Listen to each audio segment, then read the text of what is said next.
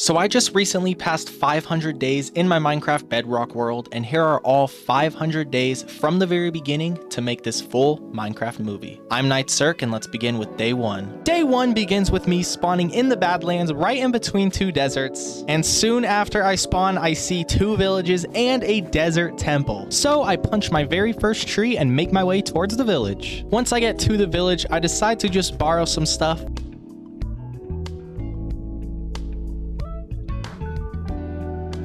Afterwards, I crafted my very first tool and decided to check out that desert temple. I made my way down to the chest room, and sadly there wasn't really any good loot. I mean, we did get a saddle and some horse armor, but nothing really too valuable like diamonds. I then leave the temple and make my way over towards that second village. I borrow just a couple things yet again. And then I have a very important decision at the end of day 1. Which color bed do I want to go with?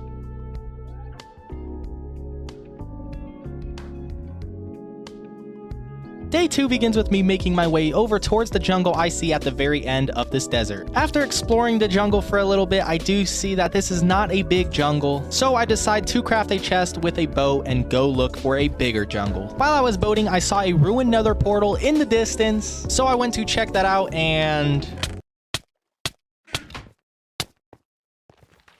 the loot wasn't too crazy. There was just a couple of enchanted golden items. And since it was getting close to night, I had the thought of just staying on this island for the night and then making my way over towards the jungle I see in the distance. But after a hit from a trident took over half my hearts, I decided we'll go to that jungle island now. I get to the jungle right before the sunset, watch the sunset with some turtles, and then I move my boat to a deeper spot in the jungle because I can't just break my boat and go explore because this chest has all of my loot. I then leave my boat there, planning to come back when I find where my base will be. I climb a tree so I can get a good view on how big this jungle is and where I want to build my base in this jungle. I saw this amazing lake in the center of the jungle and I knew this is where I want to build my base. So I set up a little camp, emptied my inventory, went back to collect the loot from our boat, and then came back to where our new base will be. Day 4 begins with me finding a little spot for us to build our mine shaft. I want to clear out a bunch of area where our base is at, but I do not want to do that with stone tools, so I want to mine down a little bit, hopefully just to find some iron to make an axe so we can clear out our area a lot faster. I luckily end up coming across 8 pieces of iron, so I smelt that, make an axe, and get to chopping. Sadly, in Bedrock, there is no replay mod, so through these 100 days, I will not be able to do a cool little cinematic time lapse. With all of those trees cleared, we now have 3 stacks of oak logs and over 2 stacks of jungle logs. The next step for us is to flatten this area out just a little bit with our efficiency 2 golden shovel. And that was not enough, so I made a stone shovel. And that was not enough, so I made another stone shovel. And that was not enough. But I now finally finished flattening out this area. Now it was just time to use this extra dirt to fill in some little holes. I got some sugarcane planted, watched the sunset with our new friend. I turned coordinates on because I wanted to go mining, and coordinates can be very useful when you're down in the caves. But since I couldn't find a cave near me, I decided to check out underneath this lake. It went pretty deep, and while I was down underwater, I did see a moss block, so I broke it, and it led us into a moss-covered ravine, and this is one of the coolest caves I've ever come across. Sadly, the look of this cave was the only cool thing about it, as in total, I was able to find 40 iron, about half a stack of gold, and no diamonds. I was very disappointed by the end of this trip. I made my way back to surface by the end of day 8, and I smelted the iron and gold that we were able to find. I move our little setup over just a little bit because right here is where I actually want to build our house. I then collect our smelting ores and make an iron chest plate and some iron pants. I saw this cow off in the distance, so I went to grab some wheat, and then I led him back to this little hole where we are going to start our cow farm. The next thing I wanted to do was get started on building our first house. But first, I knew I was going to need stone bricks, so I went down into our little mine shaft, started mining for some cobblestone. Day 10 begins with me seeing the sheep and deciding to start a little sheep farm. I then head back to our mine shaft, mine some coal, and mine some iron. I also go through and collect our sugarcane that has been growing and expand our sugarcane farm. I then dig up some sand for our windows and get some wood ready to build our house. I then begin the outline of our house, and then I realize I actually want our house to be elevated, so I take it down, work on making some stilts, and that is it for day 10. Day 11, we start with this, and day 11, we finish with this. Yeah, I couldn't really decide on how I wanted our support beams to go. I built this little pathway that was going to be around the edge of our house. It just seems like it really fits with this jungle theme. I then started to make this railing around the outside of where our little pathway is at. I started mining even more cobblestone. Once I finished our railway, I knew I was going to need more, so here we are. Now it is time to actually get working on our house, and here's how that went. I first started off making these pillars. I then added the spot where we are going to have our windows at, and then it's time to make our roof. Once I was finished with 1/3 of the roof, I decided to take a look, and I thought, oh, I made the roof on the wrong angle. So what did I do? I took down the roof. Only afterwards did I realize, oh, I didn't make the roof on the wrong angle, so I had to build up the exact same roof. Afterwards, I built the same exact roof on the other side, and then the same one facing a different angle on the tippy top. Went through with a little bit of touch-ups on the outside, and this is what we got. I actually really do like how this house came out, but within these 100 days, I will be making changes to improve our house even more.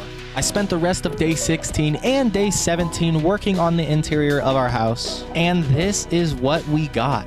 I really want our house to follow the jungle theme and have leaves and vines all throughout the house. And I really do love how this house came out on the inside and on the outside. Next up, I collected sugarcane from our little farm, and then I entirely surrounded a little island with sugarcane. I went to go chop down some trees so we can get some wood, and I also terraformed our land a little more, because the next thing I want to do is start a little cow and sheep farm. Day 19 begins, and before I start with the animal farm, I wanted to go get some iron because we were running incredibly low on iron. So I made some doors and went down into our little lake and went to go collect some iron. But I did not realize you can't actually use doors for air pockets. And I was so confused because I had no idea they made this update. Soon after, I went down to the bottom of the lake to collect magma blocks. So whenever I need air pockets, I can just make an air pocket for myself, and I mined iron that way. I also collected some moss blocks while I was down by the cave. On day 20, it was time for me to start building our little animal pens. So I dug out a little hole that I was going to put them in, and then had this small little build up top. Overall, it's filled with nature, and I do like how it came out. Very simple, but definitely fits in with the jungle. I built a second one for the sheep and transferred our animals. Afterwards, I went over to our mine shaft because I wanted to start a branch mine so we can start getting some diamonds. But on my way digging down, I came across a mine shaft, which is incredibly lucky, and here's how that went. We got into a couple of fights, explored the mine shaft, found a name tag, and came across diamonds. I did end up making a diamond sword and a diamond pickaxe. Then we mined some obsidian, and I found more diamonds. Day 24 starts with a super intense fight against an enderman. The next thing I want to do is get to enchanting, but before we can get to that, we will need a lot of leather, so I am now looking for another cow so we can start our cow farm. I eventually found 2 cows, was only able to bring back one of them, but on my way back it was becoming night and things got a little tough, and we almost died. I am aiming for no deaths through these 100 days, and that was just super close. I now wanted to start branch mining for diamonds, but as I was going down, I came across a spider spawner, which at the time I wasn't super happy just because I've only built one spider XP farm ever, and it didn't come out too well. So at this point, I wasn't really planning on turning this into an XP farm. Eventually, I did make my way down right above Bedrock and started our branch mine. I did eventually come across diamonds and more diamonds, but I did not pick them up yet because I wanted to wait till we can get Fortune 3. The next thing I wanted to do was have a spot for our enchantment table, so I cleared out this little island, completely flattening it out, and at the end, this is what we were left with. I knew I wanted our enchantment table to be in the trees, so I planted a jungle tree on the center of this island, and I made a little bridge going over the water to this island. Our bridge is very simple, yet very nice. Afterwards, I expanded our cow farm and our sheep farm. Next up, I wanted to make a wheat and carrot farm on this little island surrounding our tree. Carrots are going to be very helpful in the future, and wheat is going to be very helpful now with breeding our animals. Once I was on top of the tree, I realized I do want the tree to be taller, so I planted a tree on top of this tree, and now we have 2 trees, so it looks like it's just one big jungle tree. And the view all around from this tree was so much nicer, and this is where I really started to feel like our base was coming along. I proceeded to create the enchantment table, almost suffered the first death of the 100 days, and I placed our enchantment table on top of the tree where our enchantment setup will be. I then farmed some sugarcane, cleaned out our inventory, and went to sleep. Now there was a 3-day span where I pretty much did nothing except sit, wait, and expand our cow farm. After those 3 days, I collected the leather from the cows, but it still was not enough to give us a full level 30 enchantment, but there was a silk touch enchantment, so I got that on my diamond pickaxe and mined up those diamonds with silk touch. Then I spent 2 more days waiting for the cows to grow just so I can get enough leather to get a level 30 enchantment with all those bookshelves. A 37 hits and I now finally have a level 30 enchantment table, so I enchant and disenchant our pickaxe until I come across a Fortune 3. My original plan to get these 13 levels for Fortune 3 was to stay out in the night and fight monsters, but that was not working out too well. I did trap a zombie villager, by the way. So my next idea was to go to the nether for the first time, so I made our nether portal on our little sugarcane island so I can mine nether quartz because that is amazing for experience. And that was going pretty well until little pigmins realized I wasn't wearing gold. So it got way too dangerous for me, so I had to leave the nether. My next idea to get experience was to sit down in our spider spawner and fight the spiders as they would spawn. At this time, I did not want to create a spider XP farm. I've had a bad experience creating it before, and I did not want to go through that again. So I just sat here fighting the spiders as they spawned. And we finally hit level 30. After that time just sitting there fighting them as they spawn, I did realize that it definitely would have been better to just make a spider XP farm. So that's on me. Now that I'm finally level 30, I can get that Fortune 3 pickaxe. So I mined up 3 diamonds, made a diamond pickaxe, and got Fortune 3 and Efficiency 4 on our new pick. And from those 6 diamonds we had left, I got 10 diamonds, which definitely isn't the best, but I guess we did gain 4 from what we could have had, and this is only the beginning of Fortune 3. I then took 3 of our now 17 diamonds and made a diamond axe, and with this diamond axe, I couldn't get a level 30 enchantment, but the lower enchantment did have Efficiency 3, so I took that. I put our new axe to the test, and I needed to get a bunch of logs so I can make charcoal. Now it's time for us to go to the mine shaft so we can go look for some more diamonds with our Fortune 3 pickaxe, because I really do want to get full diamond armor and a full set of diamond tools. I did end up finding diamonds.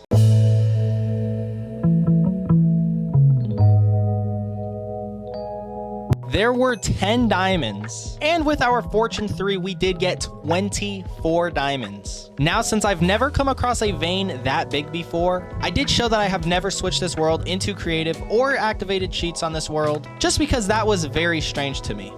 With our now 38 diamonds, I created a full set of diamond armor and a full set of diamond tools. And on day 43, we have accomplished our first goal. The next thing I wanted to do was complete another goal and turn our spider spawner into a spider XP farm. So I got together everything that I would need. I went down to our spider spawner and got building the XP farm. If you want to know how to build the exact same XP farm I built, head over to JC Plays. I'll have a link in the description. He is the one who made the tutorial that I am using for this XP farm. While I was following the tutorial, I did mine right into diamonds, which was super cool to find. I finished the XP farm and sat AFK for 3 days with no sleep. If you want to build this for yourself, the tutorial I used will be in the description down below. I end up coming out level 36, which is enough levels for 3 level 30 enchantments. So I went to our enchantment tree and I proceeded to enchant all of our armor.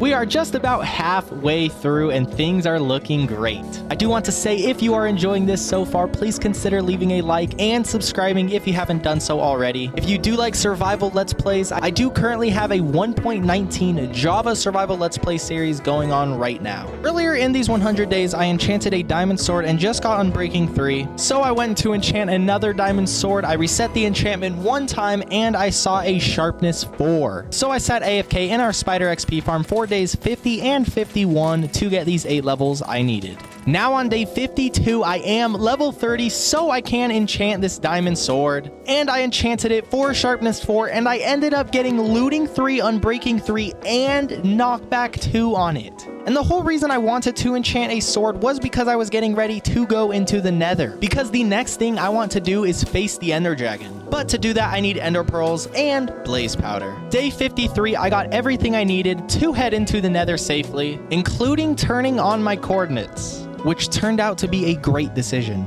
My master plan was to give these piglins gold so I can hopefully get ender pearls. I see all the speedrunners do that. And apparently I don't know what I'm doing because I just gave the 3 of them a stack of gold and I got 0 ender pearls in return. But I did get 2 fire resistant potions, which is perfect because that is what you need in the nether. Day 54, and I come across a biome in the nether that spawns endermen like crazy. So I stayed around here and fought endermen for quite a while, and with our looting 3, it was very easy for us to rack up our ender pearls. By the way, how I'm counting the days in the nether is every 20 minutes of recording, I just go up a day because it's 10 minutes for a day, 10 minutes for the night. And since there's no daylight cycle, this is just the best and most accurate way for me to continue counting the days while we're in the nether. I had plenty of crazy different fights, but none of them were as intense as this one.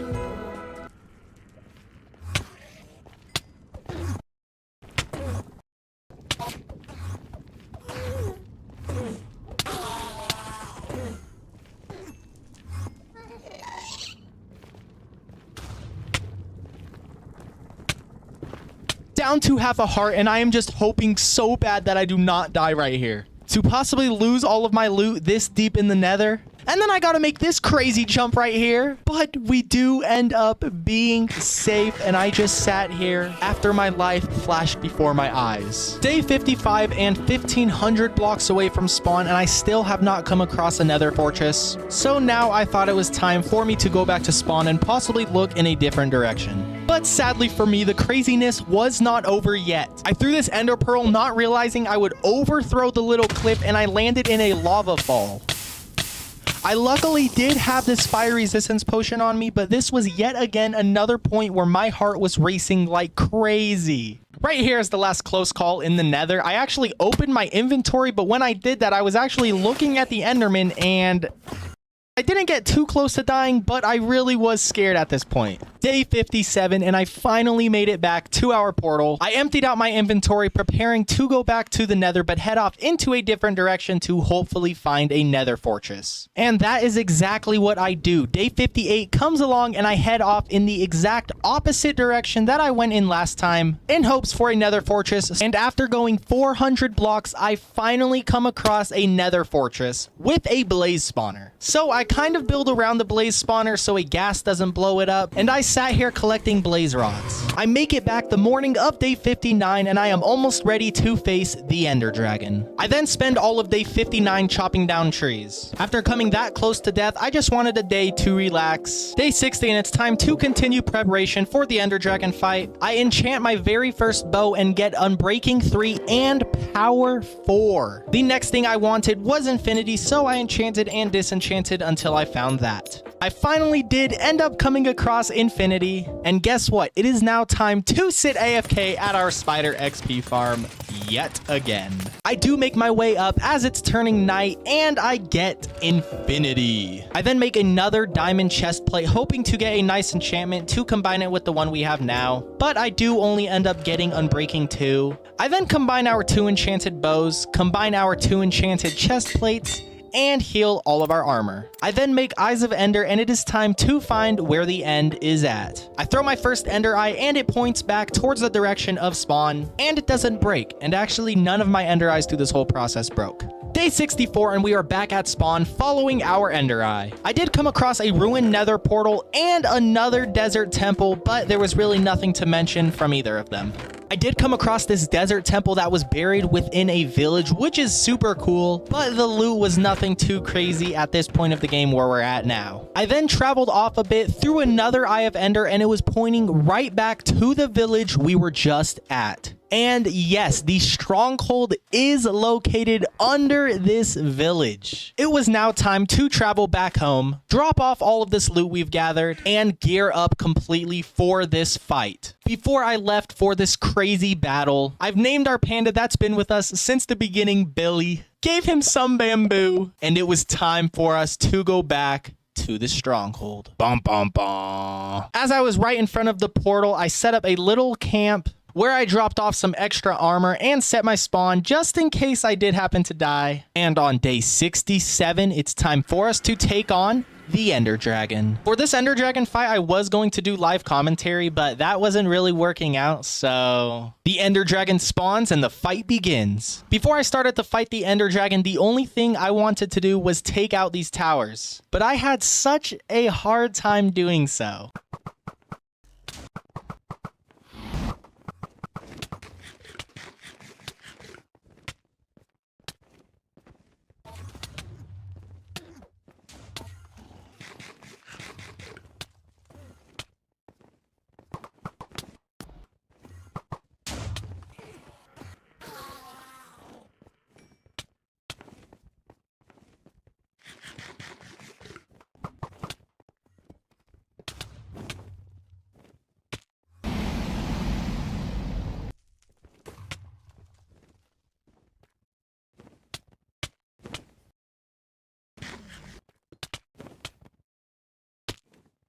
At this point, I was just broken inside.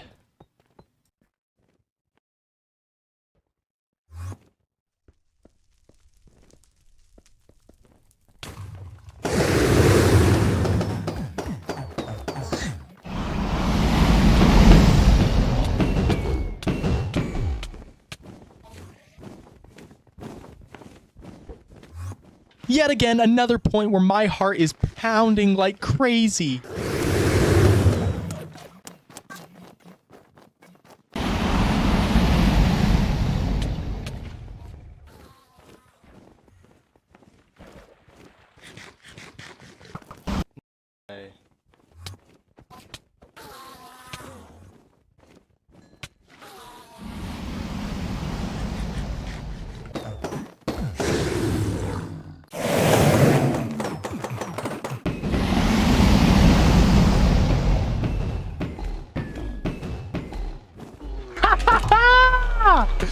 Yes!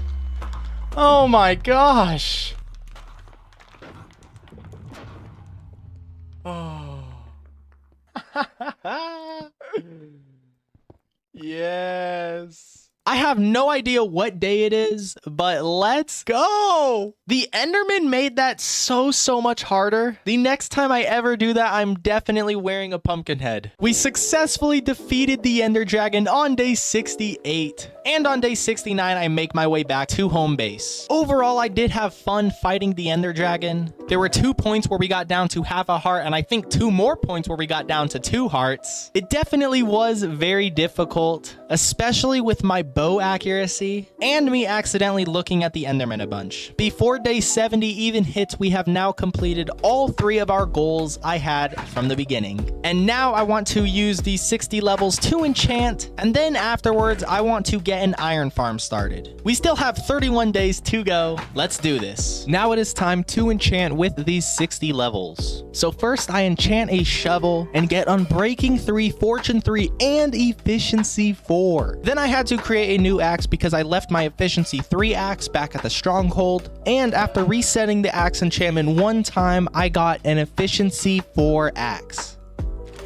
And now it was time for me to enchant and disenchant a bunch of books until I got what I want. From these 4 books, I got an Aqua Affinity, a Projectile Protection, a Fire Protection, and a Power 4. Day 70 starts with me just adding the books to my armor and to my bow. And we now have Power 5 on the bow, and this is what I have on our armor. I then repair both of our pickaxes, then I created a map and thought it was time to explore around our base. But that didn't really last long and I came back. Day 71 and I am now adding chimneys to our house, and it definitely does add a lot to our house. I expand our carrot farm, and this is where the thought to create an iron farm comes into my head. Day 72 and I am now off to the nearest village that I know of to collect 2 villagers. I get to the village, get 2 villagers in the boats, and in Dallas Med's newest video, he mentioned something about in Bedrock, you can use a lead to connect the boat, to drag the boat, so that is exactly what I did, which makes this 2 times faster. I got the villagers to land, but to get them all the way to my house, I would need rails to transport them there. So I went down to our mine shaft and started mining for rails. I also had extra rails left over in our chest, but that was not enough, so I used the last of my iron to make even more rails. I didn't have enough rails to get me right up to the water, but I did make a little pathway for the villagers to go to get them in the minecart to bring them back to our base. Day 79, and I have both of the villagers at our base, and I am now collecting the rails on my way back so I can use these rails to transport the villagers to where our iron farm will be. I then got both of the villagers into a boat and built around them so they could stay safe. Now it was time for me to gather all the supplies I need for the iron farm, and I do need hoppers, and since I have no iron left, I had to go mining to get some iron to build our iron farm. Day 81, and I have everything I need to build this iron farm. I just need to get everything together. Day 82, and I have everything now sitting in a chest. The only thing left to do is clear out some area and get started. Day 83, and I am now following the tutorial from 1UpMC on how to build this iron farm. If you want to build it for yourself, I'll have a link to that video down below in the description. Day 84, and I finished building the iron farm. The only thing left to do is transfer the villagers. So I make a little pathway with rails for the villagers to get transferred to. Now the only thing left to do to get this iron farm started is to put our 2 villagers in a minecart, and we are good to go. But when I go to do that, both of our villagers are gone. Right now, as I'm looking back on it, there is a pig that got into this little cage. So I'm thinking I may have left a block on the outside so they can just hop in. And a zombie possibly climbed up, jumped in, took out both of the villagers. And then when the sun came up, it got rid of the zombies. I was very upset at this point because this is a very time-consuming process. Especially since I just do not have enough rails. I have to break all of the rails, place all of the rails, and then I'd have to break all of them and place them all again. And that's not to mention traveling to the village and traveling back. But since I'm so close to finishing this project, I decide to not give up on the iron farm, and I start to dig out a path from where the ocean is at all the way to my base. Let's get started. I first dig this tunnel all the way to my base. Then I connect it with what rails I have. Then I go and get the villagers. Now I have to bring the villagers all the way to that tunnel, drag the villagers through the tunnel to the nearest minecart, and then push the villagers on the minecart to get them to the iron farm. After I get both of the villagers in the iron farm, I then have to farm a bunch of carrots, give it to the villagers so they make more villagers, and then wait to have enough villagers so iron golems can start spawning. Finishing up day 97, I start decorating our iron farm, and I continue going along with the jungle theme, continuing with leaves and planting trees around. Also, when I was transporting the villagers, there was a cat that jumped in the boat with the villagers, so I brought him home, and I will let one of you name the cat if we get around to doing a 200 days. But through the rest of day 98, I just finish up the decoration, adding logs and moss around our iron farm. Day 99 hits, and I have no more bones for bone meal, so now it's just up to waiting for our carrots to grow so we can continue expanding our iron farm villagers. We have now survived 100 days on Minecraft Bedrock Edition without dying, and we have completed all 3 of our goals from the beginning, including defeating the Ender Dragon. If you want a 200 days, please be sure to let me know down in the comments. I will be continuing the 1.19 Java Edition survival Let's Play I got going on right now. But depending on how well this 100 days does, will determine if I do make a 200 days sometime in the future. Thank you all for 3,500 subscribers, and I hope to see you all in my next video. I have 3 goals that I want to complete before the 200-day mark. Goal number 1 is to conquer an end city and get the elytra. The elytra is such a fun item in Minecraft, and it's incredibly useful. My second goal is to get a full set of netherite armor and netherite tools. We already have everything in diamond, but let's take that next step up and get all netherite. And my final goal for these 200 days is to defeat the Wither. We defeated the Ender Dragon through 100 days. And now it's time to take on the next boss of Minecraft. Day 101 was all about exploring the base a little bit and just trying to remember what happened through the first 100 days. Because at this point, it's been just about a month since I've been in this world. Day 102 starts, and the first thing I want to do is go conquer an end city and get Elytra. So for the next 3 days, I sit AFK to get experience so I can enchant a bow so I can fight the shulkers. Day 105, and after enchanting multiple bows, I begin to think if I've already fought the Ender Dragon, I probably already have a bow, and guess what? Now I start to make my way to the end, but I did forget a couple of things, so I went back to our base, and now it's time to go to the end. I return to the village that has the stronghold underneath, set my spawn and set my loot up, and then head right back into the end. The first thing I did was start to get some ender pearls. I then went into the portal and found an end city very close to where I spawned. Sadly, this end city did not have a boat, so I went through and looted it real quick and then went to the second end city nearby. Sadly, this end city also did not have a boat, so yet again, I looted this end city. It was slightly bigger than the other one, which is nice, but there was still no boat on this end city, which is awful. But in the distance, I did see an end city that had a boat, which means we can get an Elytra. At this third end city, I followed the same process in fighting shulkers, making my way through the end city, but this one did have some chests, which is definitely nice. And then I made my way to the boat. Once I was on the ship, there was one shulker protecting 2 chests and the Elytra, but of course I took the shulker out. Afterwards, there was one last thing to do, and that was collect the Ender Dragon head. But sadly, when I was mining the head, I kind of dropped it all the way down, and it's gone. I took my first flight with the Elytra in hopes I can find the head at the bottom, but sadly, the head fell into the void. Day 110, and I built up extremely high and took a big flight with my Elytra all the way back to where I spawned in. This was very nice. Right here, I unknowingly look at an Enderman. And when I am trying to leave, that Enderman comes out of nowhere and starts to fight me.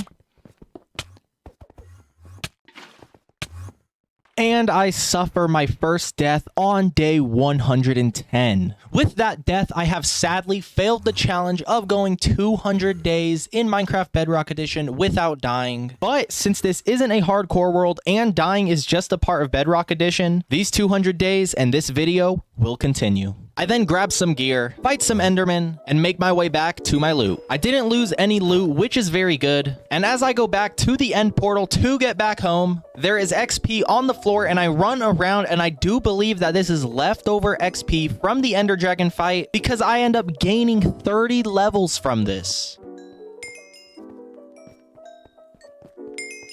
Day 111, and it is time to head home. Sadly, I did die in the end, but all of Minecraft survival besides hardcore, dying is just a part of it. I hope you can continue to enjoy this video. Day 112, I am back at base, and this is all of the loot that I was able to get through the end cities. Through the rest of day 112 and day 113, I went branch mining for diamonds. I did find a couple. I then create a new diamond pickaxe, enchant that pickaxe, then combine it with the almost broken fortune pickaxe that I have now. Now it is time to go netherite mining. I sheared our sheep, made some wool from the string that I've been able to obtain from our spider XP farm, put all of that in a yellow shulker box, and it was time for us to go to the nether. After making it to Y level 15, it was time to start mining with the bed, so I placed the bed and went to sleep in the bed, and I just continued this whole process all the way through, collecting netherite along the way.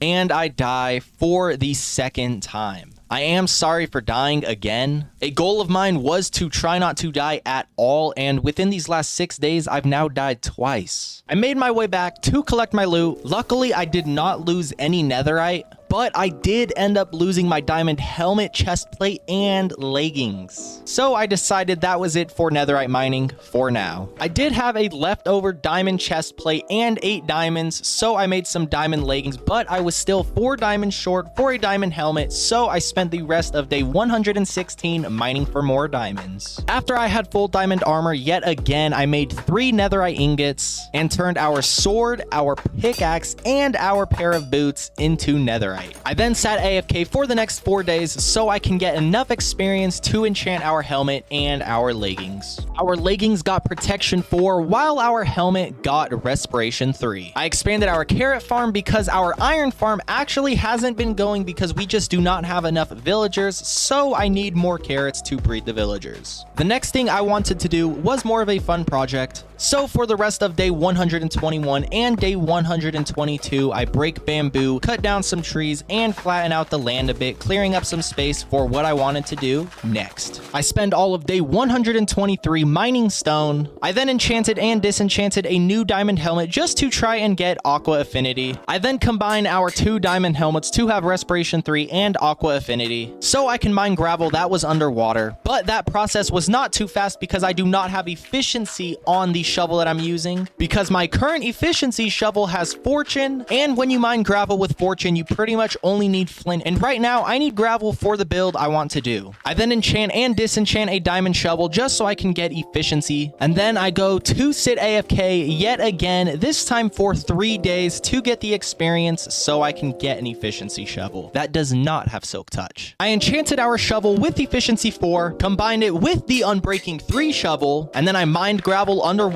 super fast. I wanted to do one more thing before I got working on this next build, and that was expand our dock and make a little bit of a path around our farm to the other side of the river. Day 130 and our dock expansion is now complete. Through days 130 and 132, I was building this house, copying directly off of a picture, and I did have a lot of fun building this house. Day 133 and I have finished the house. I think it came out looking very nice, and I hope at least one of you can guess whose house this is supposed to be. The next thing I wanted to do was get ready to go back to the nether so I can finish getting our netherite tools and armor. Day 134 and it was time to mine netherite using the same process we used last time.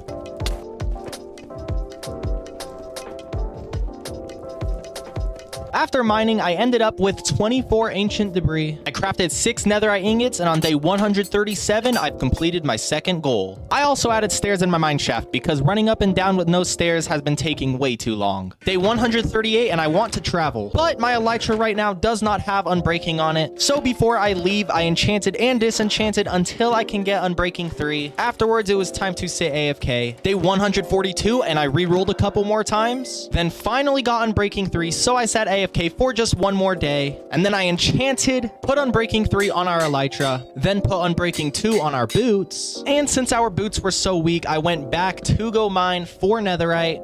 I added 1 netherite ingot to our netherite boots, thinking that it would heal our boots completely. After seeing that it doesn't heal it completely, I should have just created another netherite pair of boots and then healed it with that, but instead I do this. Day 145 and I farmed some crops, and then I went to go and breed the villagers some more, but there was a cat, so I decided to save this little kitty. I saw the kitty sitting there, so I decided to tame it. First, I have a name for our cat we got in the first 100 days, and our first cat will be named Mr. Whiskers. Thank you for that name. After getting some fish, I went to look for the cat, but the kitty was gone. Now that I was finally ready to go explore, I created some rockets and took flight. I first made my way back towards spawn, and then wrapped it up, and on my way, there was a mushroom biome, which was definitely super cool to see. Afterwards, I found this crazy island mountain. Seeing this just made me really believe how crazy this seed is. This is definitely one of the coolest mountains I've ever seen. So crazy. Shortly after, I saw a ruined nether portal that had an enchanted golden apple. Then there was a shipwreck sandwiched by 2 villagers and a pillager base. The treasure map was just way too far, so I gave up on getting that. I explored for the rest of day 147, but nothing was too crazy. Day 148, and it was time to get some wither skulls. So I traveled through the nether until I got to the nether fortress. Once I was in the fortress, it was all about fighting wither skeletons. Here's how that went.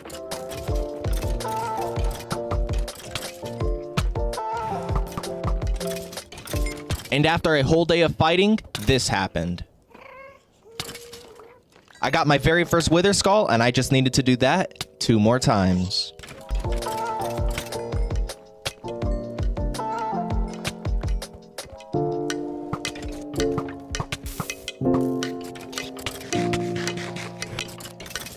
And after almost 2 days in the nether, I got my 3rd and final wither skull. Day 150 and I realize Billy's making his way away from our house. But I end up going down into the mine shaft because I need diamonds, because my netherite armor is very weak, and to repair that I'm going to need diamond armor. So for days 150 to 152, I go branch mining. Afterwards, I went to the nether to get some ancient debris.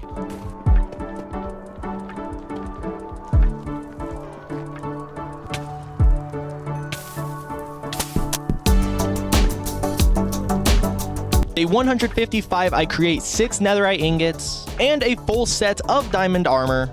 I then make a full set of netherite armor and a netherite pickaxe and heal our armor. Once I got to healing our netherite pickaxe, it said 38 levels, but I thought it said 33, so I went to sit AFK for 3 days, getting to level 33. Day 158, and I go to combine our pickaxes, and yeah, I should have thought to just switch them before, but I spent the rest of day 158 preparing to fight the Wither. I then flew to a nice open land away from my house where I thought it would be a nice spot to have this fight. I spent all of day 159 flattening out the land a little bit and patching up a hole. Day 160 begins and it's time to fight the Wither.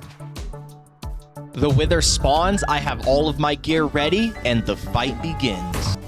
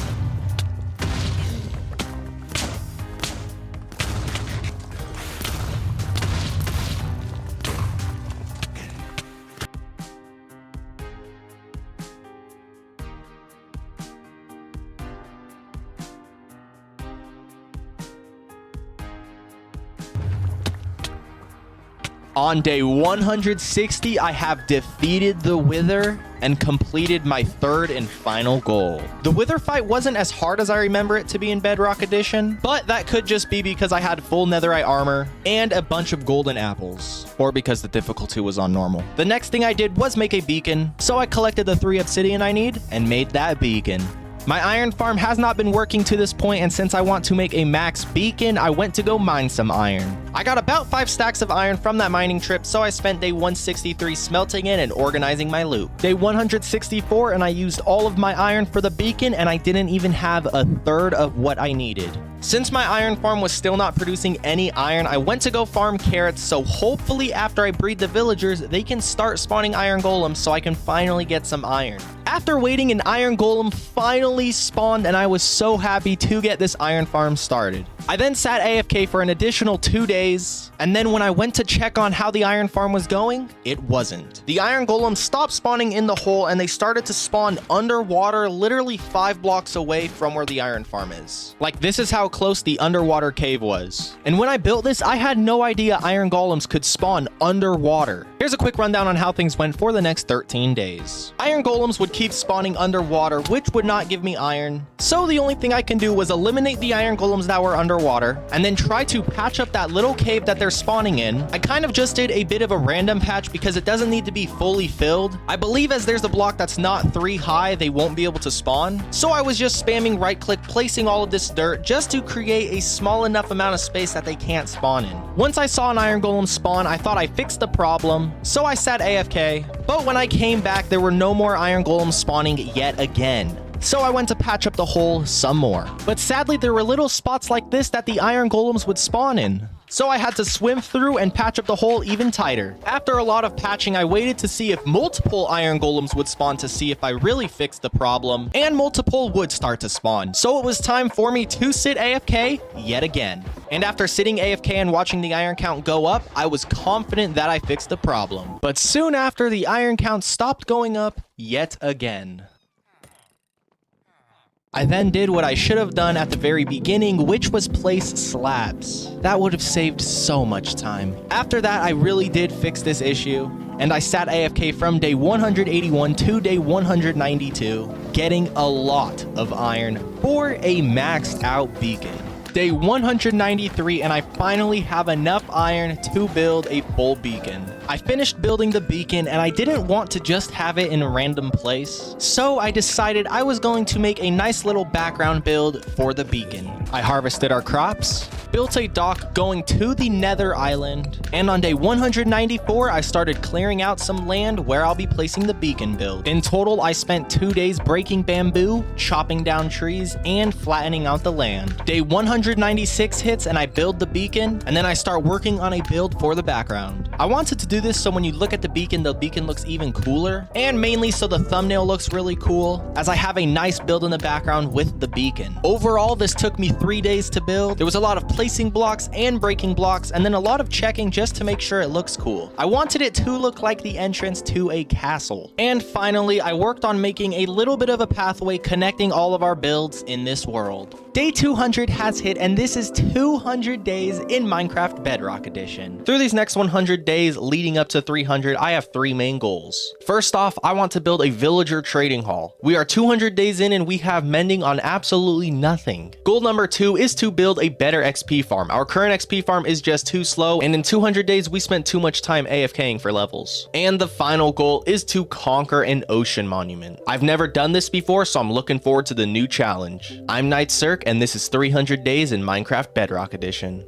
Day 201 was all about remembering what I've done through the past couple hundred days, because at this point it has been over 3 months since I've been on this world, so I wanted to explore our base to see what we got working with and where everything's at. I was experiencing a slight lag issue, which I didn't know why it was. I thought it might have just felt different because I was on Bedrock and not Java, but after I checked the settings, I realized my render distance was up all the way to max for whatever reason. I put it down to where it's recommended and everything was fine. I then started putting a bunch of materials together to build a villager breeder, because what I wanted to do next was build a villager trading hall, but I needed more villagers to do so. Day 202, I broke into my iron farm to steal 2 villagers from here, but before I let them out, I had to build a little bit of a pen just to keep the villagers trapped. Day 203, and it's time to move the villagers up into their little villager breeder. And yes, I was at it all day and I still couldn't get the villagers up. But finally, I was able to get 2 villagers up, and it was only because a baby actually jumped through a little 1-block hole and made his way up on his own. I was gonna make a little bit of a carrot farm here because I used that for my last villager breeder, but I realized how useless it would be, so I just didn't go through with it. I then started placing a bunch of beds for the future villagers, and the baby villager left. And look who else decided to leave. Luckily, this one was actually very easy to get back in. The mini villager then came back to just rub it in my face that he escaped. But now it's nighttime and someone needed a little protection, and after I took out the 3 zombies, he went back on his own. Okay, he didn't go back on his own. I just thought it'd be cool if he did.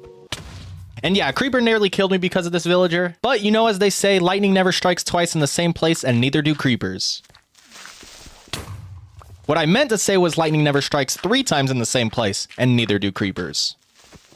I actually don't know if the lightning fact is true. They used to say it in an old movie, War of the Worlds. Great movie. I then trapped the villager, and in the meantime, while waiting, I farmed some crops, including carrots, wheat, and sugarcane. Day 206, and I decided to feed Billy. He's been with us at this base since the very beginning, so it's only fair that he gets loads of bamboo. While waiting for the villager to grow, I decided to clear out some land to put the villager trading hall. Once both were grown, I gave them carrots, and it was time to let the villager making process begin. And in the meantime, I was placing dirt to know where each villager would go. After marking each spot for the villager to be trapped, I worked on making a little bit of a fence around the villager trading hall. I thought it was night because monsters were spawning and it was raining, but it still wasn't night, so I just sat above my bed for about 5 minutes until I finally was able to sleep. Day 208, I made some more progress on our little fence. And right here, I sat AFK for about 6 minutes because I had to go throw meatloaf in the oven.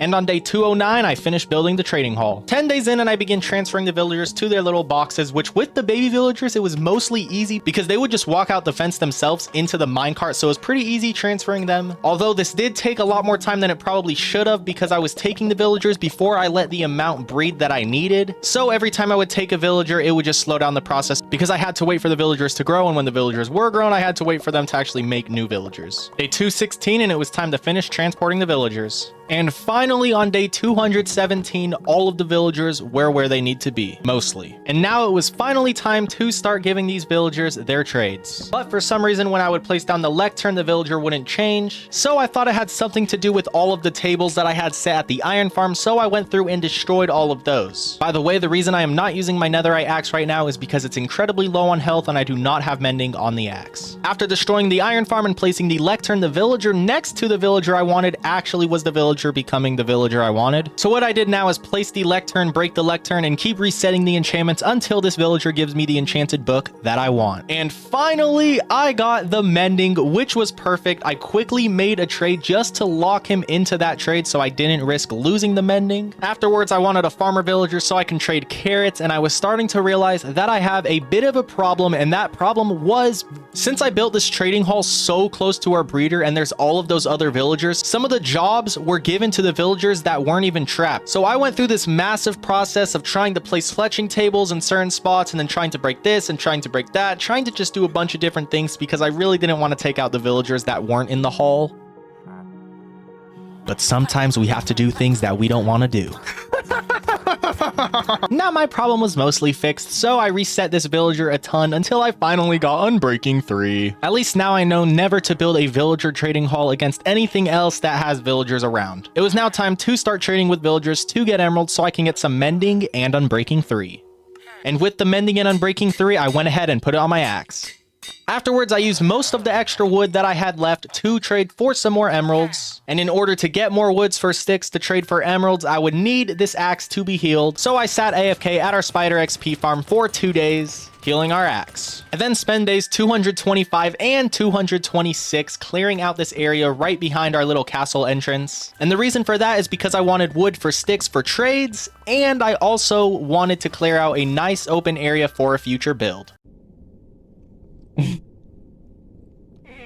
Next up, I made a bunch of sticks and started trading again. I then got 2 mending books, one for my boots and one for our pickaxe. The mending pickaxe was too expensive, but the boots weren't, so I got mending on our boots. I had a thought of sitting AFK to get to level 33 so I can put mending on our pickaxe, but I changed my mind because I am planning on building a better XP farm later on, and I don't need mending on our pickaxe exactly right now because the pickaxe is still at full health. I do sit AFK to heal our elytra though, because we will be needing this soon if we want to build that new XP farm. Day 229 was spent getting everything ready to build this Enderman XP farm. I was able to get literally everything except the name tag. I currently did not have a name tag. So on day 230, I went out looking for a name tag. I flew out back near spawn because we were able to find multiple villages and multiple desert temples around there, so I was hoping to find more desert temples, and this is what we found. A pillager outpost without the name tag, a ruined nether portal without the name tag. I then came across another ruined nether portal without a name tag, and our 4th desert temple we found in this world, and yet again another desert temple, but neither of them had a name tag.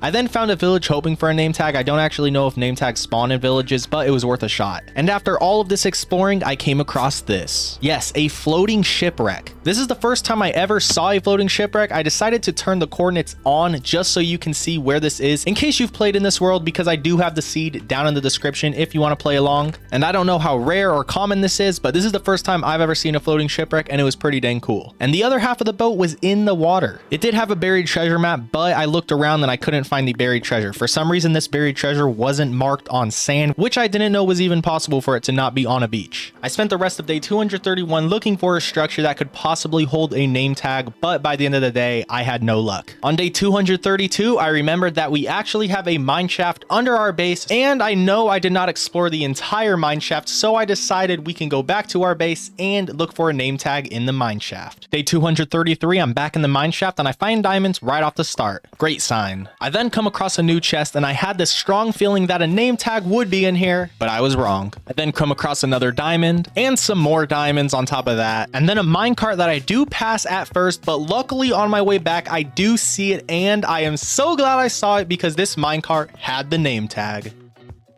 After I was back up, I had everything I needed to build this Enderman XP farm, and the only thing left to do was sit AFK just for a little bit so I can heal our elytra. It was now time to fly to the stronghold so we can build this XP farm. Once I got to the stronghold, I thought there would be water at the very bottom, and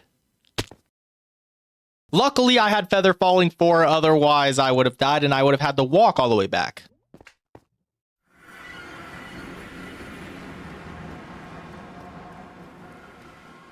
Now that I was in the end, the only thing I needed to do was get some ender pearls to get this farm started. Afterwards, it was time to start with this XP farm. The link to the tutorial that I use will be down in the description. Now, first off, just bridging over there was pretty scary for me because I can't find the control where you click shift and it locks on shift. So in order for me to shift, I would actually have to hold shift as I walk, and for some reason, that's just too hard for me. I'm so used to on Java being able to just click shift and staying crouched, but I can't find the setting in Bedrock to make it like that. So throughout the building process, anytime I needed to do something that would probably require me shifting, I would just build over and do it that way.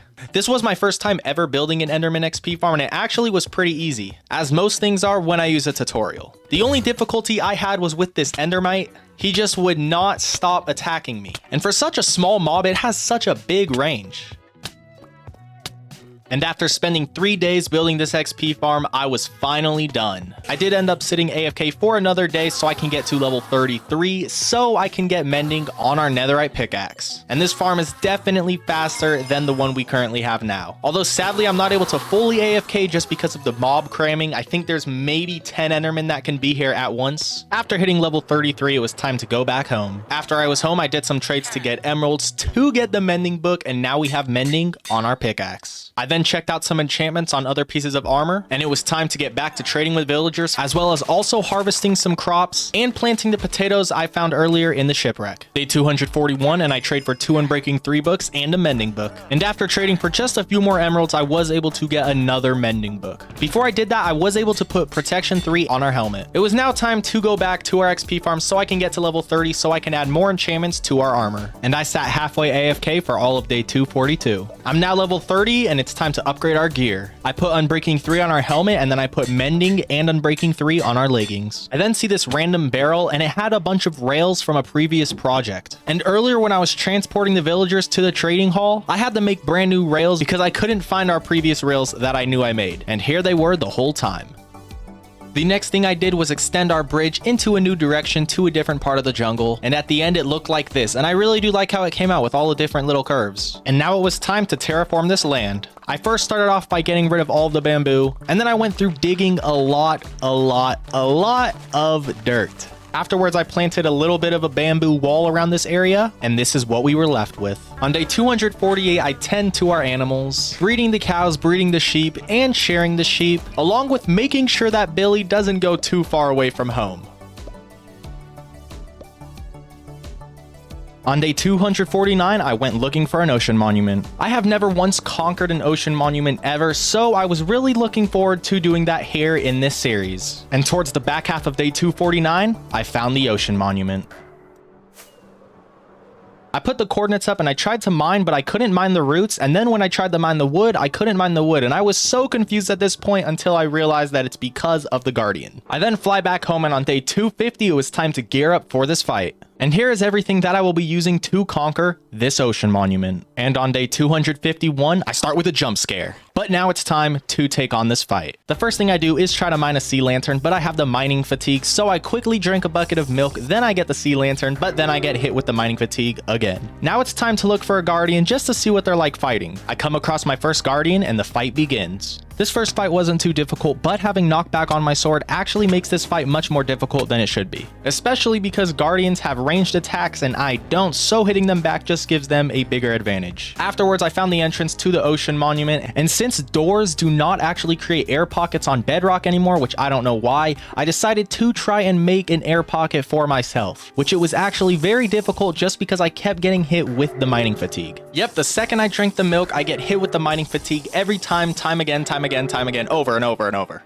And that's how this entire attempt went. I couldn't mine anything, I couldn't really do anything, I didn't even really know how to navigate my way around the ocean monument. I have very little knowledge of how the ocean monument works and how the guardians work and all this mining fatigue works. Coming into this, I thought if I drank a bucket of milk, I might have, 20-30 seconds until I get hit with the mining fatigue again. Or in order for the mining fatigue to hit me, the guardian would actually have to see me. But even when I'm in a room by myself, the second after I drink milk, I get hit with the mining fatigue. So after a day of failing at the ocean monument, I went home. I have since then looked some things up and I will be returning to this later on. Day 252 and it's time to trade with some more villagers. Now I do think I have a problem because a lot of these villagers, the stations that they're using aren't the stations sitting right in front of them. And I think that may be causing them a problem to reset their trades because a lot of villagers just aren't refilling their trades at all. I do trade for enough emeralds to trade for a mending book. And with that mending book, I put it on our shovel because this shovel is very weak. Day 253 and it's time to use that farming area we made earlier.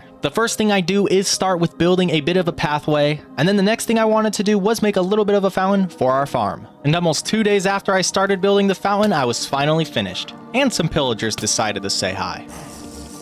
And now it was time to place the water for the farmland. Afterwards, I tilled all the soil. Now it was time to make some light sources throughout the farmland. I was gonna get this panda off of my farm, but he did that. So you know what? I'll let him stay.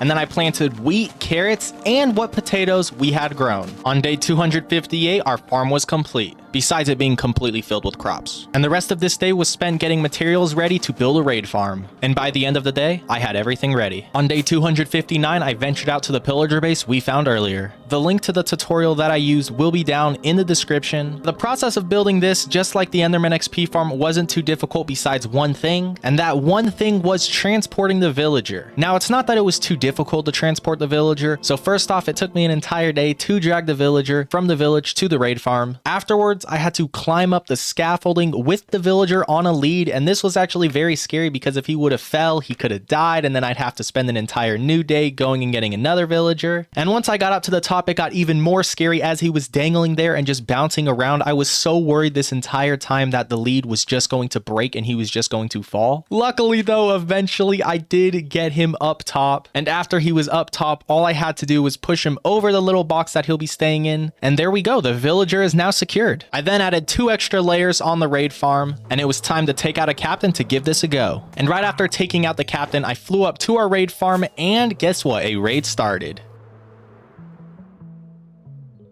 I basically sit back in this corner and every single pillager and everything falls into this little box. I hit them and all their loot falls down. I did this first go with the raid farm as a little test and everything just went amazing. And by the end, I was even able to get a lot of emeralds, which I did not know was even a thing. I thought this was just mainly for totems, but apparently you can get a lot of emeralds doing this too. I tried to get another captain again, but I had no luck. So I went back home. Day 263, I trade for another mending book yet again and put mending on our sword.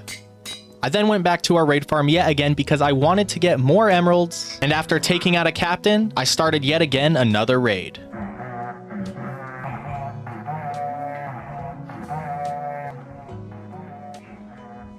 And by the end of this raid, I was able to get almost a full stack of emeralds, which is almost double what we got last time. I wanted to do the raid one more time, but yet again, I was unable to find a captain back to back. I spent the whole day flying away and flying back to hopefully respawn a captain, but I had no luck. I did have over a stack of emeralds already, so I don't really know why I needed more emeralds. I did end up trading for more Mending and Unbreaking 3 books because I wanted Mending and Unbreaking 3 on all of our tools and armor. I then went to disenchant the Netherite chestplate so I can put Protection 3 on the chestplate, and then I also wanted to put Mending and Unbreaking 3. I saw that I would need to be level 5 to put Mending on our chest plate, and then I would need to be level 32 to put Unbreaking 3 on our boots. So I sat AFK for the next 3 days at the Enderman XP farm, healing our tools, and getting up to level 37 so we can make these enchantments. On day 269, I got to level 38, put Unbreaking 3 on our boots, added Mending on our chest plate, and we now have Mending and Unbreaking 3 on all of our tools and armor. Day 270, and I wanted to take a second attempt on conquering the Ocean Monument. So I went to the end to our XP farm because I wanted to enchant a sword that did not have knockback on it. And by the end of day 271, I made it back to our base and it was time to enchant a new sword. I enchanted a new diamond sword and got sharpness 3. And then I decided to create another diamond sword and then got sharpness 3 for a second time. So I then combined the 2 swords and I now had a sharpness 4 sword. I had an extra netherite ingot, so I decided to make this new sword netherite. And now it was time to prepare for a second time to fight these guardians, which after doing some research on how to defeat the guardians, I think I can do it. On my way flying to the ocean monument that we found last time, I did come across a completely different ocean monument that is a bit closer. I decided to not conquer this one because I was already attempting the other one, but it's good to know that we have a second ocean monument nearby. I sorted out all of my gear, and on day 273, it was time to conquer the ocean monument. This time I do have a totem of undying just in case. But to start it off, my first plan was to use empty water buckets to give myself air pockets while I was underwater. Sadly, that didn't work. My second plan was to use torches to give air pockets, but apparently you cannot place torches underwater in Bedrock Edition. Now that my creating air pocket plans failed, let's get into the action. So first off, I learned that only the big boss guardians can give you mining fatigue. At first, I thought it was every single guardian, and since the guardians always respawn, I figured I'd never be able to completely get rid of mining fatigue, but apparently only the elder guardians can give you that. So I knew the thing I needed to do was take out all 3 elder guardians that do not respawn at this ocean monument. To start it off, I broke into this tippy top part of the monument, and there was an elder guardian. This was my first time ever facing an elder guardian, and it wasn't difficult. Without having knockback on the sword and being able to just spam click, plus the elder guardian didn't even really do much damage, we have now defeated 1 out of 3 of the guardians. I will say I'm on normal difficulty through this fight, and I don't know if elder guardians are like the Wither in Bedrock Edition, where if you're on normal compared to hard, there's a massive difference in how hard it is. But it's now time to move on to the second guardian, so this time I broke in from the bottom of the ocean monument, and after creating an air pocket for myself, I went looking for that elder guardian. I did find the guardian, and it was time for fight number 2. And this second fight was a tad more difficult, but I still do come out on top. But afterwards, I actually was running out of oxygen. Even though I had respiration 3, I still was out here for quite a while. And since there's mining fatigue on me, really the only hope I have is to get back to my air pocket. And I start taking damage, and things are looking very bad. I do have this instant health potion on me just in case, but I am barely able to make it back to that air pocket that I literally just created less than 5 minutes ago. Phew! And now the only thing left to do was take out that third and final elder guardian. And after looking around for a little while, I found him. I swim down and the fight begins. And yet again, just like the previous 2 fights, I am taking hits, but I am taking very minimal damage. There we go, the third and final elder guardian has been defeated, and I have officially conquered my first ever ocean monument. Now about the elder guardians doing very little damage, part of it could be because I have full enchanted netherite gear, but I think another part, and a pretty big part, might be because I'm on normal difficulty and not hard. I will eventually in this world go to that other ocean monument and try conquering it on hard difficulty. I come up in the night of day 273 with 35 sponges, and on day 274 it's time to head back home. I organize our loot, harvest some crops, and since I'm low on food and I don't really want to eat bread anymore, I want to create a fishing hut where we can go fishing and start having fish, and I see a nice spot where we can build our fishing hut. It's time to begin this build. I start off by working on the corners for this build, and then Billy is being so nice and asking for some bamboo, so I chop some down fresh and he gets some bamboo, and it's time to finish this build. Now I want this build to fit with the rest of the builds in this area and fit with the theme of our world, which since our world is mainly taking place in this jungle, just to have a jungle themed build. So I put these fences up,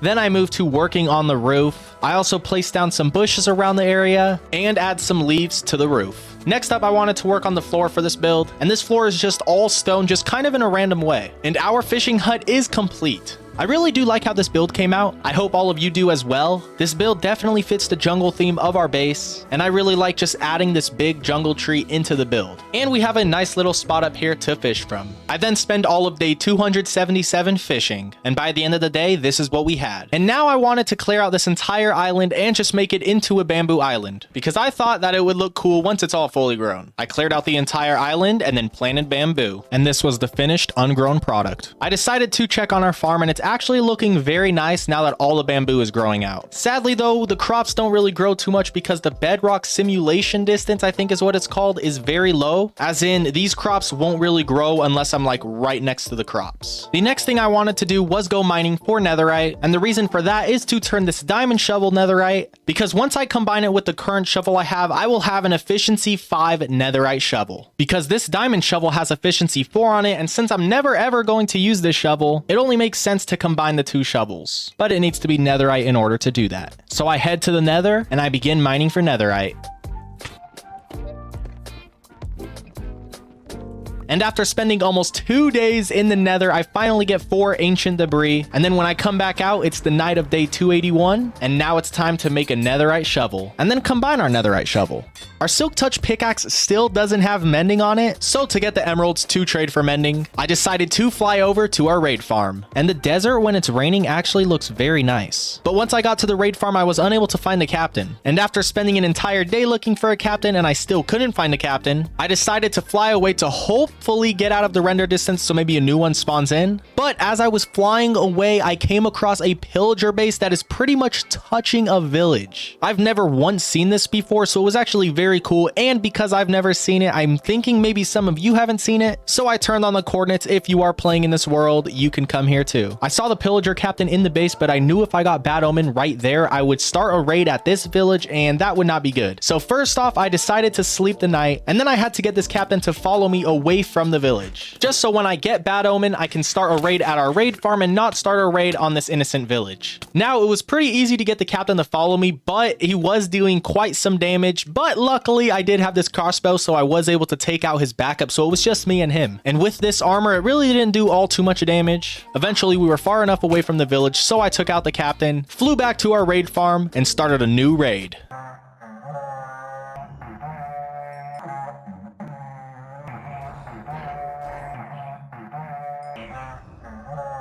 After beating the raid, I now have over 2 stacks of emeralds, which I may have brought some with me, but either way, we do have more than enough to get a mending book. So I do just that, then put mending on our silk touch pickaxe, and now all of our tools and armor has mending and unbreaking 3. The next thing I wanted to do was make a quarry, so I first dug out a 16 by 16 square, which is an entire chunk, and dang, a chunk is actually pretty big. And now I basically just wanted to get ready to dig this entire chunk out. The main reason for that is because I wanted to have a bunch of stone for future builds in this world. We are nearing the end of the 300 days, but I don't plan to stop this world after 300 days. And I spent all of the next couple of days mining. Here's what it looked like at the end of day 284, end of day 285. On day 286, I expanded our pathway over this direction and then went back to mining. End of day 286, end of day 287, end of day 288, end of day 289, end of day 290. I then sat AFK for 2 days healing our tools. I didn't want to use the Enderman XP farm because I have to hit them with my sword and then switch to another tool. This way is just much more simple. I then sit AFK at our farm for the next 6 days because the crops don't grow unless I'm right at the farm, and I wanted to have this farmland complete before I move on in the series. I also don't want to start any projects that I won't be able to finish before the end of 300 days. On day 298, while I was harvesting the crops, a drown came up and was just jumping on all of my crops, literally just jumping. He didn't even want to fight or anything. He was just destroying my crops just to destroy my crops.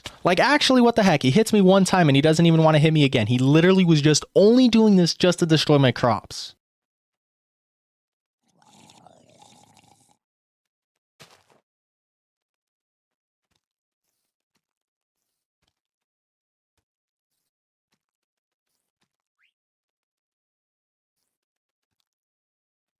So you know what I did? I went to sleep. And now I had to jump just to rub it in his face. Because why did he even come up and do that? You know what? This is what he gets. This is what he gets. Apparently, he also destroyed a bunch of crops on the lower level. So I spent day 299 fixing our crops and thickening our bamboo wall. And this has been 300 days in Minecraft Bedrock Edition. I think we had a very productive last 100 days, not counting the last 10 or so days. But we were able to complete our 3 goals, and I really like where this world's at right now. The series is definitely not ending at 300 days. I'm having way too much fun in this world, so I definitely will be continuing this series. I started day 301 breeding my cows, shearing my sheep, and then I accidentally got trapped in with the villager, and there was like literally no way to getting out. Luckily, I do already have Unbreaking 3 on everything, so I don't necessarily need this villager, so I took him out. I then went to look at the quarry that I started earlier, and I fell in and I was scared, but luckily since I do have Feather Falling 4, I actually took barely any damage. And then it was time to start digging. The reason I started to dig was because the next project that I wanted to do was work on making a jungle village. So I decided to go through and flatten it out. And after 2 days of straight digging, I needed to heal my shovel. So I flew over to our Enderman XP farm and put mending to work. After sitting there for a half hour, my shovel was good to go, so I got back to digging. I then spent 2 more days digging, and then I finally got to a point where I had to use my pickaxe, and this beacon made things so much easier. Once I was finished with the digging, all I had to do was plant grass all around, and on day 310 I was finished terraforming the land. Before I continued with building the village, I wanted to make a gunpowder farm, because I was incredibly low on rockets. I decided to build this creeper farm by an old village that we found earlier because it needs cats to work, and as I was building this I was actually missing a bunch of blocks that I was supposed to have, and I was very confused until I realized that I actually built it wrong. It was supposed to be 13 tall and I made it 15 tall, but after knocking it down the 2 layers it was good to go. On day 313, I finished building it, and I decided to sit AFK for a couple of minutes just to see if it was working. And when I went down to check, it wasn't working. So I looked inside the creeper farm, and I realized that it was actually very bright, as if the sunlight was getting through the slabs. So I decided to dig up all the slabs and replace it with full blocks. I then sat AFK for a couple more minutes, and then when I went to check if it was working, it was. Now that that problem was fixed, it was time to sit AFK for an hour, waiting for loads of gunpowder to come my way. When I went to check how much gunpowder I got, it turns out I actually didn't get any. I still have no idea why this farm just stopped working, but I really didn't want to do another AFK test run, so I decided to get gunpowder the old-fashioned way, and I stayed up all night fighting creepers.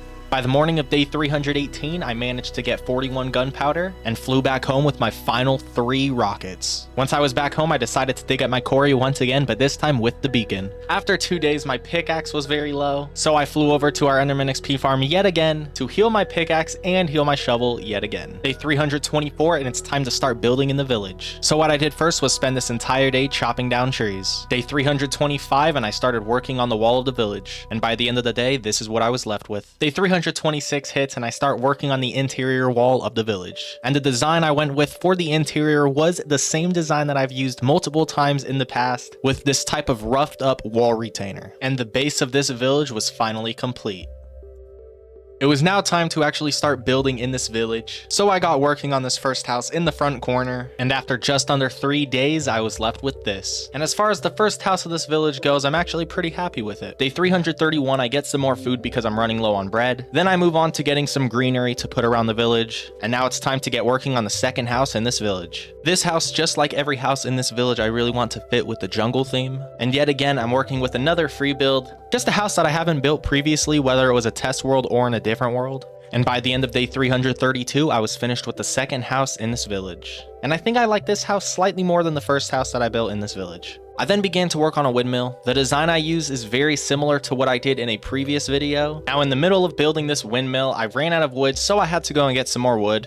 But on my way to go get some more wood, I saw Billy, gave him some bamboo, and pushed him back in front of our house. Afterwards, I spent the rest of the day getting wood, and then I got back to building the windmill. I got a lot of comments in my previous videos saying that I should have built a windmill surrounded by the wheat farm instead of just a tower, which I don't know why I didn't think of that. It's just such a good idea. So that's what I do here, a windmill, and then I work on a surrounding wheat farm. And by the end of day 338, I was finished. It was now time to build the last build in this village, and that was going to be another house for the villagers. Although this house was going to be 2 houses connected by the roof, with a roof design that I really like using, and I think this house just came out amazing. Definitely my favorite in this village, besides maybe the windmill. Once I was finished with all the main buildings in the village, I began doing some slight decorations around the area, and once the village was complete, it was time to transfer some villagers, which this process really was not difficult at all. I already had the villagers I needed nearby, and the minecarts I needed, so overall it was pretty easy. And on day 343, I was finally finished with this jungle village. And I think it looks absolutely amazing, mainly because it's kind of hidden and surrounded within this jungle, because I did dig it into the ground. The next thing I began working on was a storage room. And the reason I'm building this is because the storage room that's in my house currently is almost full, especially on like the stone side of things. So I'm digging out this little hole right under my house where there'll be a storage room right here.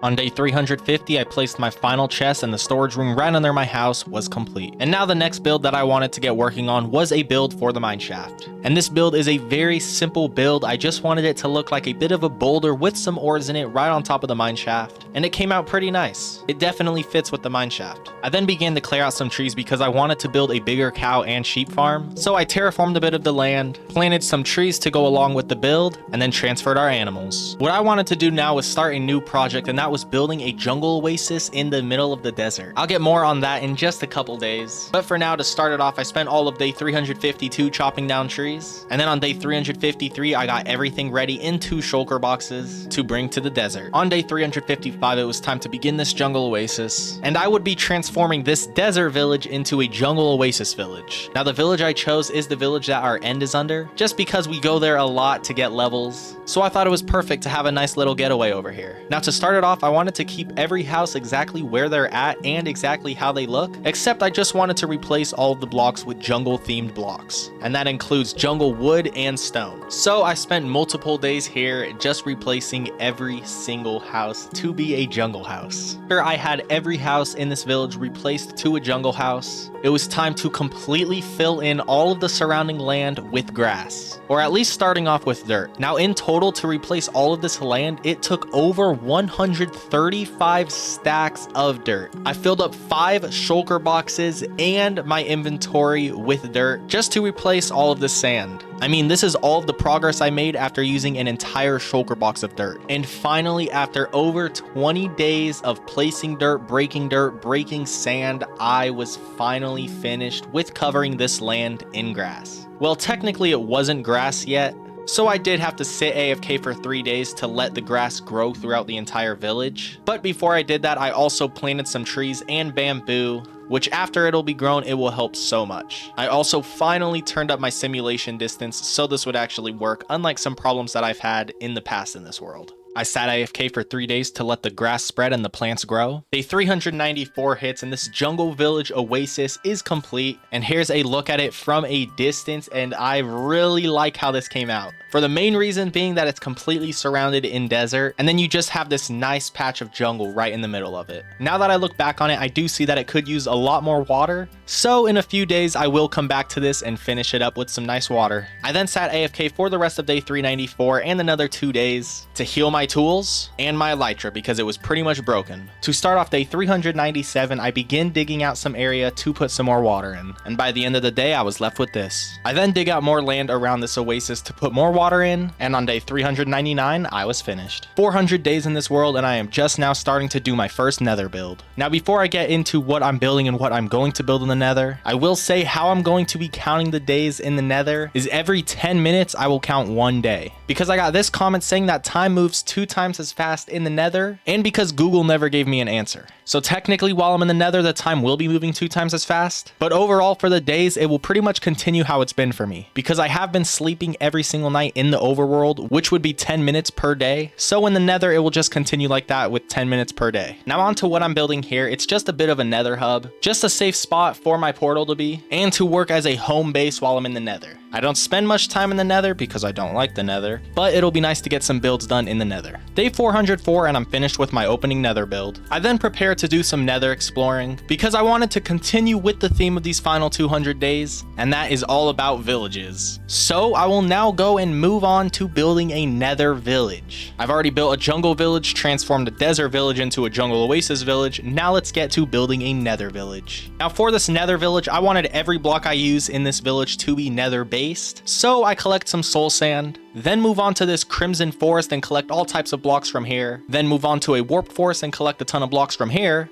and finally I break some of this nether fortress so I can get some nether brick. And I found this absolutely perfect spot for this village to be. It's a safe spot, it's a cool looking spot, and I'm ready to begin this building process. I start off by terraforming the land as usual. I then move on to building my first house in this village using this warped wood. And once I was finished with this little house, I then went to make an exact same replica of this house except with crimson wood. And the two of them actually look pretty neat right next to each other with the different wood types. I then went to the other side of this mountain edge to build a second house that is probably about the size of those 4 houses in one. And for this house, I wanted to mix the warped and crimson wood while still using the nether brick outline for the roof. And I think this house came out pretty neat. Now it was time to build the final house for this village. Now the previous 3 houses I built were all square based, but this house was going to be more circular on the outside with a taller square part in the middle. My favorite part about this final house is just the connecting it does with the roof. Once I was done with all 4 of the houses, it was time to decorate the land all around. So I placed warped blocks, crimson blocks, I planted some trees. I also scattered some ores in between and really just made this entire area beautiful. Day 419 and this nether village was complete. I've never done a build anything like this in the nether and I love how it came out. I think really just the scattering of random nether blocks really pulled it together. Day 420 and the next project I want to do is build a giant statue of myself. So what I do on this day is get everything ready to build an automatic wool farm. And here's the tutorial that I used to build this wool farm. Day 421 and I start terraforming the land where I want to build this wool farm. After I terraform the land, I get building following the tutorial. And once this wool farm was complete, the only thing left to do was bring the sheep in. And as long as I broke this one block of glass, it was actually pretty easy to get all the sheep in. And now the final step was to dye all of these sheep, so I went around collecting everything I would need to get the colors of wool that I would need to build my skin. After I had all the sheep the colors I wanted, I sat AFK for the next 6 days, sleeping every single night to build up some wool so I can go ahead and build my skin. Day 431 and I start with a slight build for this wool farm, and then I go out to the front of this jungle island to build a massive statue of my skin. Now the reason I want to put this statue here is because I actually boated in coming from this direction, so I think this is a good way to mark my land. I then needed a darker black block because the black wool actually wouldn't have worked because I needed a darker outline around my pants and my sweater. So I got black concrete, which was darker than the black wool, and then I got back to building. I soon ran out of certain wool colors that I would need to build this, so it was time for me to sit AFK yet again. And this time I sat AFK for 30 days. Now I could have cut this time in half if I didn't sleep, but I wanted to sleep because for one, I didn't want monsters spawning around our base, and for two, I didn't see the importance of saving those 15 days, especially when this series is coming to an end. And after sitting AFK for those 30 days, when I went to check the wool, I realized I didn't even have a white sheep because I dyed all of my sheep earlier, so I actually had to re-dye some sheep white because a big color in my skin is white for the sweater. I then had to sit AFK for another 6 days waiting to collect the white wool. And after I did that, I remembered I could have just went down to the spider XP farm and crafted all of that string into wool. Either way, I now had everything I needed to finish this statue of my skin, so I got building. I tried to make this as perfect as I can as a 1-to-1 ratio for my skin to this build, as in every pixel on my skin, I used 1 block of that color to make this. On certain parts, it was very tricky though, mainly just the corners of my skin, because it's as if I would have to use a whole new block, and the colors are slightly off because Minecraft doesn't have the color of wool that is exactly lined up to my skin. Day 479 and I finished the statue of my skin on the island that my base is on. The coloring isn't perfect, and the edges aren't quite lined up with my skin, but it's definitely a pretty nice replica of my skin. I will have to fix the laces on my sweater though. I then sat AFK for 2 more days, healing my tools, and my elytra yet again was almost broken. Day 482, and all I want to do now with these last 18 days in this world is finish this quarry, and by finish it I mean dig it all the way down to bedrock. So I got digging, and for part of it I wasn't auto mining because the silk touch pick that I have only has efficiency 2, and then on parts where I was auto mining it was good until I got down to deep slate because you can't instantly break deep slate even with an efficiency 5 and haste beacon. Also through the middle of it I did have to sit and wait for ores to smelt so I can heal up my pick because I only had 2 rockets left and I didn't want to fly down to the Enderman XP farm. After my pick was somewhat healed, I got back to digging and I reached that 500-day mark. I'm now on day 500, and this will be the first live commentary of the entire series. And the reason for that is because on this last day, I just want to do a nice world tour. This will be the end of this series. I've had a ton of fun in this world, but I think 500 days caps off this series. And let's get into a world tour to end it off. So first off, this is the first build that I did in this series. My starter house that I really wanted it to be jungle themed, and as you can see, all of the builds pretty much since then have been around this jungle theme. Even builds that I haven't even done in this jungle. Right here I have my starter cow farm and my starter sheep farm. Both just nice little simple huts for cows and sheep, just to get food and wool early on. Plus getting leather early on was nice too. I recently upgraded to this farm, which I actually sucked out a ton of sheep from this farm, and now I just have 2 cows left. And Billy here, I haven't, oh my gosh, he got snot in his nose. Let's actually give Billy some bamboo for the last time. There you go, Billy.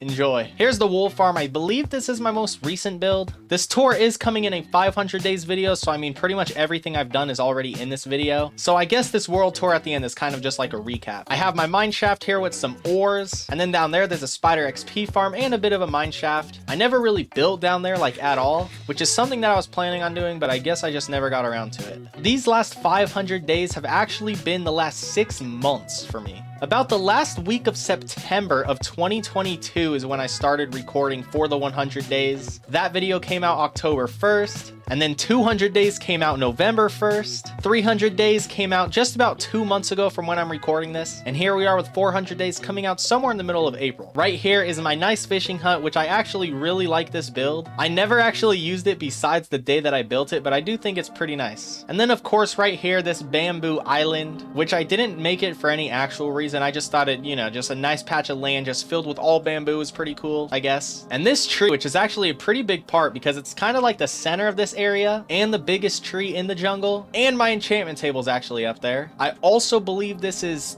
2 trees stacked up on top of each other, and I really like this tree because it gives just an amazing view of this entire world, or at least our entire jungle base. And then right here, a carrot farm and a wheat farm. This is what I started with, and this actually lasted me quite a while until I upgraded to that in the 300 days video. And this bridge I actually think looks very nice, especially when you're above and you see the bridge connecting everything. I just like the little swiggles it has. And this farm completely surrounded bamboo I also think looks very nice. We got another panda in here. I never really finished growing out the potatoes, but it's not like I used this farm a whole lot. It was useful when I needed food and it was some quick bread that I could get. Right over here is the village that I built all within the last 3 weeks of me playing. Originally, I only built this entrance because it looked cool in the thumbnail for 200 days. And then right now I decided that can be the entrance to a nice village. The windmill part of this build I think came out very nice, and I think this is a nice village. It's a small village, you know, just about 4 houses and a windmill. Over here is a house that I built in 100 days and still nobody's guessed, literally nobody. I read every single comment and nobody's guessed whose house this is. There's been a couple comments saying Billy's. I still will not say whose house this is. I'll give another hint if anyone can guess whose house this is. This is a fictional character's house. So I kind of just copied a fictional character's house from, let's say, an episode of a series or a movie, and I just built it here. And all of this is included. All of this, the fences, the house, this is the fictional character's house. Over here is the nether, which I'll take a quick dip in the nether. I only have 2 rockets, so I won't be able to fly over to the nether village. But right here is the little nether hub. I guess technically it's not a hub because it's not like it has like paths out connecting to other things. And then way off, literally just past the distance of the fog is where the nether village is. I also wanted to do this build around it just so this doesn't get blown up by a ghast. Oh, also, yeah, that's another thing. This entire series, every time I've went to the nether portal spawned here and it's been exiting me through here. And that's a thing I've noticed with Bedrock compared to Java is the nether portals in Bedrock are way like they're just broken. I don't know why it is, but that's the portal I entered in from, and for some reason it spawns me here every single time. And this portal just created just because I came out of that one. And it's done that in past Bedrock worlds for me too. Here's the interior of the house. I didn't really show this at all. I copied this floor throughout every single house because I thought it just looks very nice, especially in the jungle. I have 2 more builds in this space, and that is the iron farm that is right here, which doesn't actually work. I sucked up the hoppers, I sucked up the villagers. This iron farm doesn't work at all, but I mean, I got enough iron. And the villager trading hall, which is very busted. It did what it needed to do, which is give me emeralds and get some unbreaking 3 and mending in all of my gear. But other than that, I didn't use it. I didn't make my gear overpowered. Like, this only has protection 3 on it, and I absolutely love this base that we've built up through the last 6 months. Also, I'm sorry if these last 200 days was a lot shorter than like what you were expecting. I've been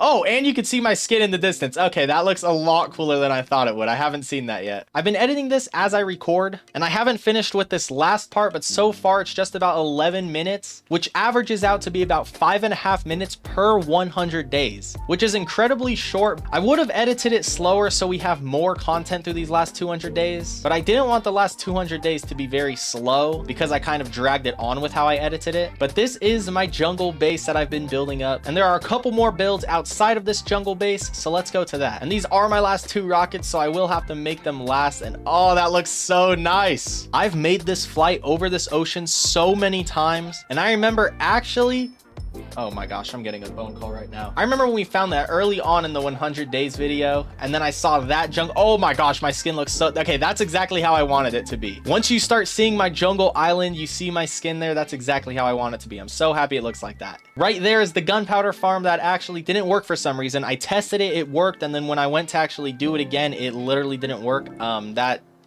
What the heck? You know what? But I actually can use that here because I'm about to have to land and I don't have rockets, but I can climb it and jump off the top and fly because there are 2 more builds that are left. One of the builds you can actually see in the distance right there. I'm literally recording right now. Well, good thing you don't talk to your videos until you're actually like editing them. No, yeah. What are the chances? Right now, I'm literally talking as I'm recording. Like I'm doing a tour of the end of my world. So it's like the only time I've been working on this video for the past couple of weeks, and this is the only time I've done a live commentary, and it's right when you're, oh, well, good thing you're, oh my gosh. And right there in the distance is where my raid farm's at. I'm not gonna visit that because we can see pretty much the entire build from here. It's not really much of a build. It's just there's a pillager outpost right there, so it works perfectly. And we can start to see the final build, and you can see those jungle trees peeking up over the desert. And here's the jungle oasis village. The final build in this world will be down here, and that is my Enderman XP farm. If I head on in here, oh gosh, what if I just fell off the edge right there? I'm not gonna jump off the edge just in case I end up somehow doing like a 600 days. I do not want to lose my loot, but there's the Enderman XP farm. Definitely way better than the Spider XP farm that I had, and it's helped so much just healing up my tools. Let's go back to home base. And that is going to be it for this video. I hope you enjoyed the last hour and a half maybe of 500 days, and I hope to see you all in my next video.